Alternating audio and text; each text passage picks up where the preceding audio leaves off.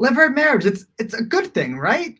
I mean, the Torah says to do it, and we've got a whole tractate in the Talmud, this one, Yevamot, dedicated to it. So it's got to be a pretty good thing, right?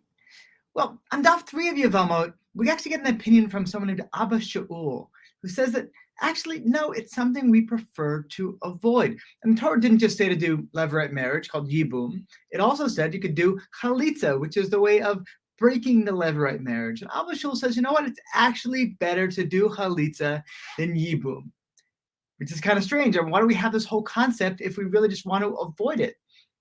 And he goes on to say that, look, the problem with it is you're really not allowed to marry your brother's wife. So if a brother was married and had children and passed away,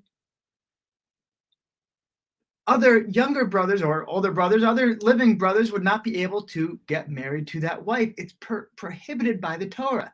We only have a narrow exception that says you can do it in order to keep the name of your brother going. So we allow you to marry his wife for that purpose if there are no children from the wedding. But really, Abba Shaul is saying it's not that you should be marrying your brother's widow because you desire her and you really want her for your own wife. You're doing it for your brother.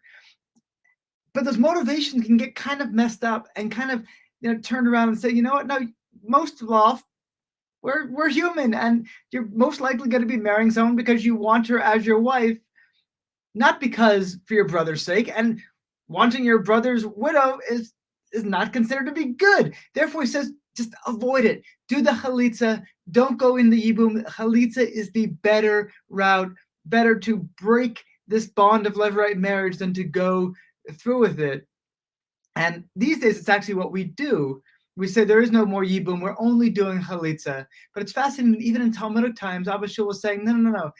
This is too sticky of a situation. We don't actually want to get involved in it, even though the Torah looks at it as a real positive. And spoiler alert, a lot of other people disagree with him on this, who think that yibum, the levirate marriage, is much preferable to doing chalitza.